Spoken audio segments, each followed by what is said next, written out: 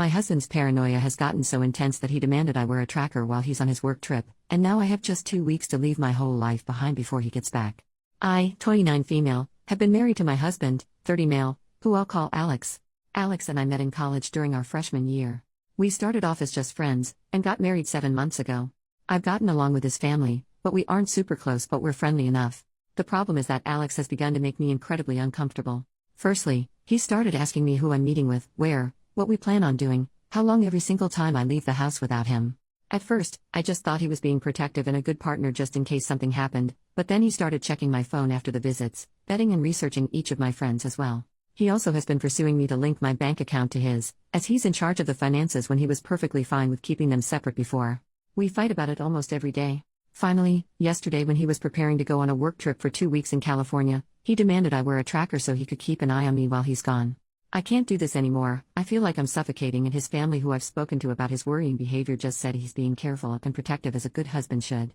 I need to gather my things together and find a way to be gone before he gets home without tipping him off. He's always threatened that if he ever found me cheating on him, he'd turn in divorce papers the same day. He keeps a filled-out copy in his desk. I'm going to submit those the day I leave. But there's so much to do: Bergen, finding a new place to live, seeing if my job has any transfers available, packing and moving in 2 weeks. His return flight is in 2 weeks, so I need to move quickly. I'm posting here because I don't have any close family, and I can't risk dragging my friends into this as we share the same friends.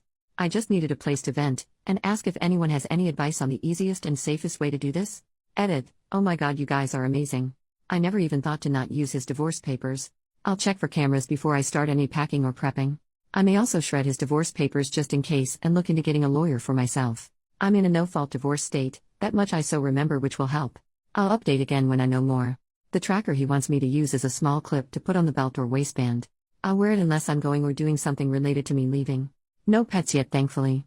First update 2 days later. So I've gotten a lot of support and helpful advice along with questions I thought I should clarify before I proceed with the update. Some ask why I'd be hiding things from Alex regarding going out and who I'm meeting with. I don't, and I have nothing to hide. However, when he begins to then double-check everything I tell him with the other people there, right down to each person I talked to and what I said. Did I send any text messages? Did I order food? How much did I eat? That's when it started to feel like I was slowly being pushed into a corner. It didn't start that bad, but gradually grew worse over time. All of the Reddit subs my in-laws' families are part of are related to gardening and DIY, so I highly doubt they'll see this. If so, by the time they do, I'll hopefully be gone. I talked to my job and explained things to my manager. And they promised to look into openings in other states to see if they could get me into one. They'll have an update on that in 3 days. I trust that my bank account is secured, considering he's tried to get into it before and failed. I found one camera in the kitchen, another in the living room, and one in our bedroom. As such, I've left them in place for now and done all other planning, in the bathroom pretending I'm taking a bath. I'm honestly staying away from the domestic violence services as my sister-in-law is unfortunately higher up in those, considering she volunteers there, and I have a feeling if I did show up there, they would know in a heartbeat. I can't look for apartments until I get the update from my work, but either or, I'm still going to be leaving the state.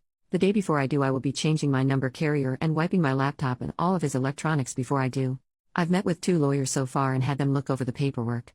My husband had prepared and both said that it did have some clauses in it that could have caused me some trouble down the line. What alarmed all of us closed the fact that several of those clauses dealt with future children, and not as a hypothetical. Like several here suggested, I have a feeling he fully intended on getting me pregnant to keep me trapped and tied to him. There are 3 other locations my job could send me to, and I have. As a precaution, I begun looking into all 3 cities and housing in the areas. Just in case one of those, this is the one they send me to. Even if they don't have an opening that they can push me into, then I will just have to quit, move and figure things out on my own. I have enough money to live and survive for a few months until I can pick up another job. Unfortunately, all of our friends are mutuals and would likely be unaware of the consequences of saying or sharing anything I do or say with my husband. I don't have any surviving close family, and obviously my in-laws are not a good resource to rely on. I am on my own, unfortunately, other than the wonderful bonds I've begun to make here. I will update again if I get more information or something else happens. Otherwise, I'll update when my work gets back to me. I do plan on leaving before he returns, though, just to make sure that I'm not anywhere near here at that time. Second update 1 day later. Good news. My work has an opening I qualify for that will not only shift me across the country, but also comes with a salary increase as well. I've started telling my in-laws and friends that I'm planning a surprise outing for when my husband gets back for just the 2 of us. This way, people don't give me odd looks if they see me out and about. I've even gone as far as asking my mother-in-law to show me his favorite recipes. Meanwhile, I found a moving company that, while small, is willing to work in a storm. The reason is in 5 days, we're supposed to get hit with a large storm front. I plan to shut off the breaker and say we lost power if he asks, just as several people here suggested, and even sent him a short clip of the storm. I will have all of my stuff moved that afternoon, and I will be flying out once the weather has cleared enough to do so. I have a lawyer who will push my divorce through, and I filled out the necessary paperwork so that I don't have to be here for it. I'm not suing for assets or alimony, and I've shredded his divorce papers as well. I've set up a cheap payphone plan until this is all said and done, at which point I will find a new carrier, number, and phone. This one is being wiped and left behind. My laptop is provided by my work, and the IT department inspected it thoroughly and it was clean, thankfully. No other electronics aside from my laptop. New phone will be coming with me. If Alex needs to talk to me, he can do it through my lawyer. Not sure if anything else will happen. My fingers are crossed that he doesn't think anything's amiss until after I leave, and I'm not turning the breaker back on when I do. He can when he gets home. My work is covering the plane ticket, so that at least is one expense I don't have to finagle in. Third update 7 days later. It's been a busy week, but I've gotten so much done. Firstly, I am now out of the house and am currently in a hotel while I look for an apartment. It's a big city, bustling with people no matter where you look. We had a pretty bad storm system hit back home, that actually lasted 2 days. High winds, thunder, lightning, and even hail everywhere. I didn't take much from the house: my documents, clothes, and important sentimental items. I left all of the furniture and electronics behind. I cleaned the house top to bottom and took pictures on my phone so he couldn't claim I damaged anything when I left. My lawyer has already started divorce proceedings, and my husband will be served on the 8th. His plane is due to land early morning, and the sheriff will be there at the house waiting for him. He is very much about public appearances and reputation. My lawyer will be calling him as well to inform him that I am more than willing to air out everything to the public about his actions if it means securing my freedom from him. I will go to court as long as I must to get this pushed through. I haven't told our friends or his in-laws yet. I will do that while he is on the flight to prevent him from getting wind of it before he's handed the divorce papers. I will be calling around and explaining why we're getting divorced, to try and prevent him from twisting this into somehow being my fault. I don't want him trying to claim I had an affair or something, so I want to get the truth out before he can twist this. I'm doing okay. I'm tired, but yet I feel almost jittery and off-kilter. I keep looking over my shoulder and monitoring what I say even when I don't really need to anymore. Hopefully that will fade soon. My work is covering the cost of the hotel, and I'm working on getting my other things in order. I also need to find a new GP as I want to get a full test just to make sure everything is okay. I don't know when my next update will be, probably when the divorce papers are filed or if we have to go to court to push them through. I will try to keep my head up, but it feels like I'm in a whirlwind or something with so many things to do and think about. I kinda thought it would be easier once I got out of the house, but while the fear is smaller, somehow the number of tasks only seems to have grown. Fourth update 7 days later. Sorry I haven't updated for a while. Things got hectic and a bit chaotic, honestly. Firstly, I'm working on getting an apartment still and have applications in at 3 different places and will hopefully hear back from them soon. I'm still going into work here at the new location, so I don't have to worry about burning through my emergency savings completely. I've gotten a lot of emails from Alex, his family, and our old friend group asking question after question. I have only sent one return email to Alex, explaining that I don't believe we are truly compatible, and it is best we separate now. That his treatment of me when I'd done nothing to deserve as such was just as much of a deal breaker as cheating was for him. I ended the email with the statement that I would not be contacting him further, and anything else he needed to pass on to me or vice versa would be done through my lawyer. For his family and friends, I just typed up one email outlining everything that had happened and why I left. I told them I wished them no ill will, but that such treatment of his wife and partner was not acceptable. That should Alex get remarried in the future, I wish they would help support both partners and not just Alex. Alex, from what my lawyer told me, was livid when he was served. The sheriff actually ended up booking him for assault on an officer and menacing due to the threats he was shouting. His father bailed him out in a few hours, but with the testimony of the sheriff, my lawyer believes I have a very good chance at getting a restraining order. Alex, upon returning to the house, apparently lost his temper again, breaking the dining table into pieces as well as the TV, and putting several holes in the walls. At least that's what one of the emails from one of our friends reported, as Alex called him to help him clean up the mess. My lawyer already has pictures of the house I took, with timestamps as evidence nothing had been damaged by me. My friend reported that Alex tried to claim I'd been the one to trash the house, but the holes in the wall were at head height. Alex is 6 feet 3 inches, and I'm 5 feet 4 inches, so he knew that was false. Either way, taking the pictures definitely will help me, so again thank you everyone here for the advice, because I never would have thought of that on my own. My work won't share details of where I am, as I do work with some higher-end clientele who value security, and that information won't be gossiped about. And no, I'm not some escort. I deal with contracts, notary, and business management. As such, even if Alex tried to use my work to find me, he wouldn't succeed. Fifth update 12 days later. It's been a little bit, and I thought I'd answer some questions before giving my update. It may be a while after this until things change. Firstly, no, I didn't bring my car. The public transport here is good enough to use without needing one.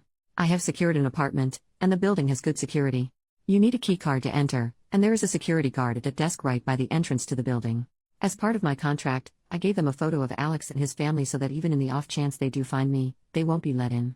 The responses I got from the emails varied. His family said I was overreacting, and that I owe Alex an apology for the problems this has caused him. The pending criminal charges puts him at risk of losing his job if he's convicted. Alex sent a long email, apologizing and pleading for me to come home. He said he was worried for me, that he is willing to go to therapy if it will appease me. He wants us to remain together, and he didn't think leaving was an appropriate response to his genuine concern and worry for my health and safety.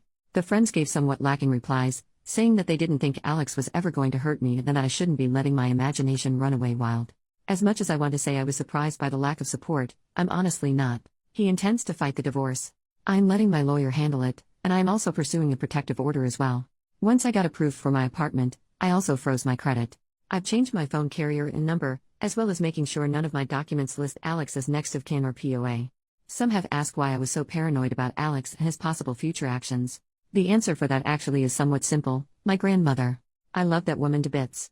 As a teen, she explained why my grandfather was never around. He was extremely abusive and manipulative, and her generation didn't allow divorce really. She wouldn't have been able to buy a house or get a good enough job to support her and my mother on her own.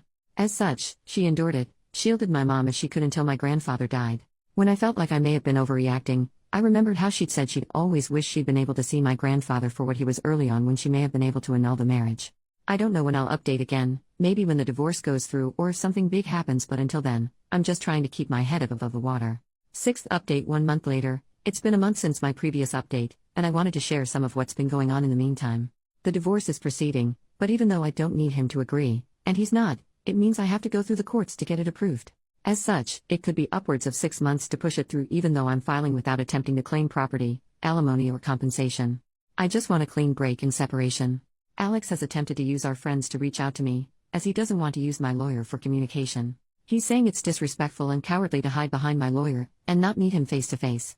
Alex wrote me a letter that he did pass off to my lawyer, but the contents were him justifying his actions and claiming that in today's time it is dangerous for women to be on their own, which is why he was so intent on trying to keep me safe from harm. He wanted me to understand that he was trying to protect me as best he could and was hurt that I would just lie to him and hide my actions from him related to my dissatisfaction with our marriage and my moving. I didn't reply, because at no point did he apologize. All he did was turn everything around on me as I was being overly dramatic, emotional and cowardly. There was a second letter with Alex's from my sister-in-law. Her letter was honestly disturbing and completely justified my misgivings regarding approaching her in any kind of professional capacity. She spent 5 paragraphs detailing how a real abusive relationship looked like and that Alex was the furthest thing from abusive. The details she included were all related to financial abuse and physical abuse. Nothing like what Alex had been doing. She stated that my attempts to smear her brother's name for attention and clout made me the abuser, not him. I haven't really been able to process that, admittedly. Part of me can't help but wonder if she's right. I mean, I blindsided him by leaving as I did and refusing to speak with him at all. My old boss recommended that I look into getting into therapy after I moved, and I think I need to. I have had a hard time adjusting to being on my own. I keep censoring myself and haven't even gone out to eat yet. I always end up worrying about what if someone sees me, what if I get in trouble for spending my money on something frivolous. My lawyer is continuing to fight for the divorce, and I shouldn't need to be physically present in court. Any meetings needed between me and the judge can be done via Zoom. I'm trying to avoid confrontation with Alex and his family for now as much as I can and passed both letters to my lawyer in case he needs them. Our friends are mostly trying to avoid taking sides still, and I'm honestly approaching the point of just letting them go as well. I'm tired of fighting for them to understand at this point. I don't know if anything is going to happen, so my next update may not be until around mid-November depending on how long it takes to push the divorce through. Work is going well, and it's helpful to have something familiar to anchor my day-to-day life when so much has changed and is changing even now. New update 4 months later. It's been a while since I last updated, as I needed to let the court step in as Alex was not willing to grant my request for a divorce. We started with mediated session via Zoom, but after 4 sessions it was decided that no compromise could be reached between us. The things Alex was pushing for were ones I'm not even willing to humor, let alone agree to. He wanted me to tell our friends and those I'd sent the information to about his actions that I'd made it up in order to gain sympathy. He also wanted me to pay him for defamation and suffering, especially the wages he lost because of sitting in jail for 2 days and missing work before getting bailed out. Lastly, he also wanted me to return and to quote him, stop my foolish behavior and act like a proper wife and partner. Yeah, no. So, needless to say, our mediated sessions went absolutely nowhere. The judge isn't seeming to buy into Alex's act, thankfully, because he certainly tried. It took me far too long to see Alex for who he was, and part of me feels like an idiot because I didn't see it at all. Yet, the judge seemed to clock him for exactly what he is within the first meeting. Maybe I just didn't want to see it. I don't know. Alex ended up arguing with the judge a lot, even being held in contempt 4 different times. I think it's honestly why this moved as quick as it did. It didn't help that Alex tried to pull in his family as character witnesses, but they were dismissed by the judge as the abuse wasn't seen or heard by them, and as such, they only knew part of Alex's character. In his closing statement after he approved the divorce, he went on to call Alex a narcissist, and that if Alex loved himself so much to abuse the one he'd married to let the divorce happen, and marry a mirror next. I didn't think a judge was allowed to say that. At all. But my lawyer just shook his head and told me not to say anything, so we left. So here's the update I'm sure everyone's been hoping for and guessed: I'm officially divorced. The documents were processed 3 days ago, and I'm still in disbelief. I have no contact with Alex any longer, nor do I want any. I'm not going to give our friends my new contact information. I may not have replied to everyone, though I tried, but I did read all of your comments. I really did. Your repeated statements about how they weren't actually friends really helped me see that they weren't. So, I decided that since I moved far from that place, I needed to start over. New home, new place, new friends. It's slow, and I've started therapy, though it took almost 3 months to get it due to the usual wait times, but I've been going 3 times a week ever since. It's helping, even with things I thought were done and dusted. Alex didn't take the divorce well, according to my lawyer, who's been keeping up with him to make sure he stays away from me. He did something at work. I don't know what is. Obviously I have no way to gain that information, but whatever it was cost him his job. My lawyer also did something I didn't expect him to, but something I think everyone will like. He took the letter my ex-sister-in-law sent me and forwarded it to the domestic violence organization she works for, along with an informal statement regarding Alex, his actions, and the decision of the judge. She's been let go as well, and given how tight those organizations are with one another, my lawyer said that the likelihood of her getting a position at another is slim to none. I actually laughed, though I was a bit teary, when he said that, and that Slim is on a leaky rowboat to China. I've been crying a lot lately, but my therapist says it's normal and shows I'm actually processing things instead of bottling them up and pushing them down. I'll try to update in a month or so, if my emotions level out some, to explain a few more of the details, but I wanted to get this out there, and thank everyone for their continued support and encouragement. I appreciate each and every one of you. I really do. You gave me the hope that leaving him wasn't going to be this giant black mark I'd never heal from or move on from. Work is going well, and the sense of normality and routine is helping me avoid feeling like everything has been spiraling out of control.